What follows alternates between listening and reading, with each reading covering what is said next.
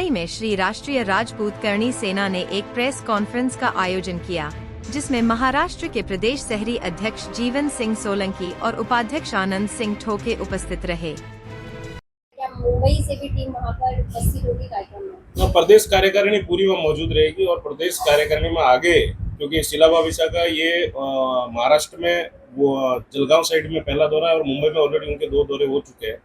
जिस तरह राष्ट्रीय अमर श्री सुखदेव सिंह घोगामेडी साहब का महाराष्ट्र के हर जिले में दौरा होता रहता था, उसी तरह हम ये भुसावल में भी पूरी प्रदेश कार्यकारिणी के साथ राष्ट्रीय अध्यक्ष जी बैठ के इसके रूपरेखा तय करेंगे कि आगे पूरे महाराष्ट्र में हर जिले में हर तहसील में कार्यक्रम कैसे हो। राजपूत समाज को जिस तरीके से करणी सेना ने पहले भी जोड़ा है, घर घर पहुंची, उस तरीके से वापस इस संगठन में लोग आदरणीय एडवोकेट सुखदेव सिंह घोगामेडी के नेतृत्व में ये संगठन मजबूत उभरेगा।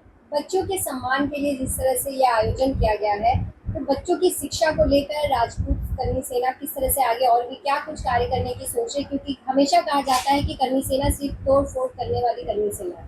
एक तोड़ फोड़ की बात ऐसी है कि जहाँ जरूरत पड़ती है, जिस तरीके से हमको मौजूद रहना पड़ता है, वो तो हमारा काम है, वो रहेंगे। और बच्चों की शिक्षा के बारे में ये व्यवस्था है कि हम करणी सेना में एक कमेटी गठित कर रहे हैं ताकि एजुकेशन बच्चों को आगे 10वीं या 12वीं के बाद किस तरीके से कौन से सब्जेक्ट लेके उनको आगे बढ़ना चाहिए, ये भी भुसावल में इसकी एक कमेटी बनाई जाएगी जो आगे महाराष्ट्र में जो बच्चों के लिए काफी लाभकारी रहेगी। अच्छा, आने वाले चुनाव है, चुनाव आता है, इसमें क्या क्या रहेगी?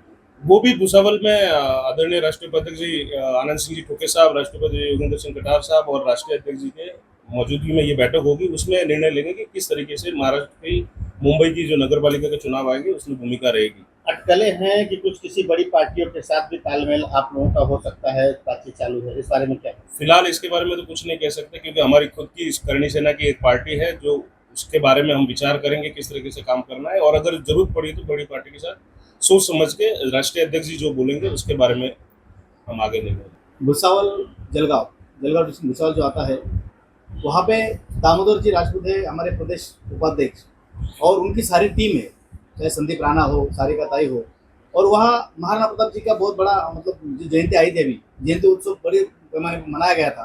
तो उस समिति ने ये प्रोग्राम, समिति और श्री राष्ट्रीय राजपूत करणी सेना मतलब महाराणा प्रताप जयंती उत्सव समिति भुसावल और श्री राष्ट्रीय राजपूत करणी सेना खानदेश टीम, इन दोनों के संयुक्त विद्यमान से ये प्रोग्राम होने जा रहा है।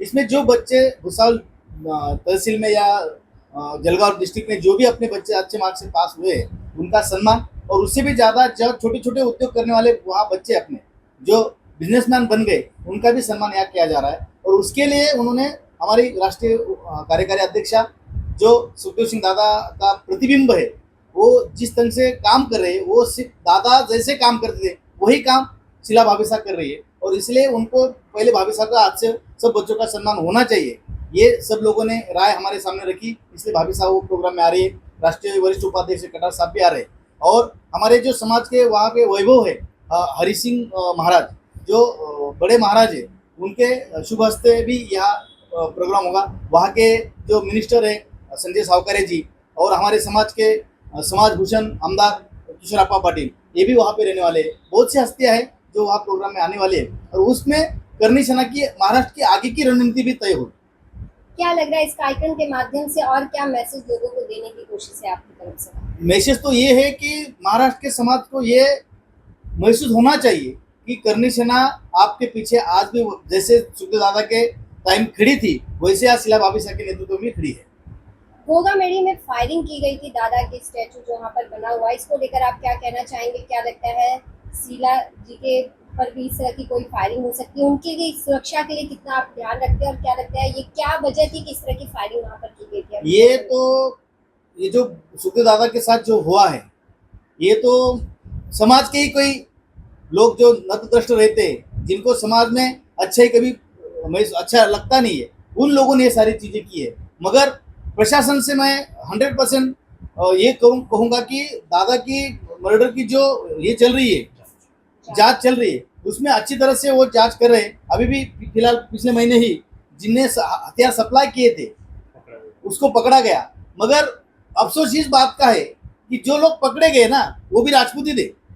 मतलब राजपूतों को मारने की किसी में हिम्मत नहीं है, किसी में ताकत नहीं है, इसलिए अपने हमको मार रहे हैं।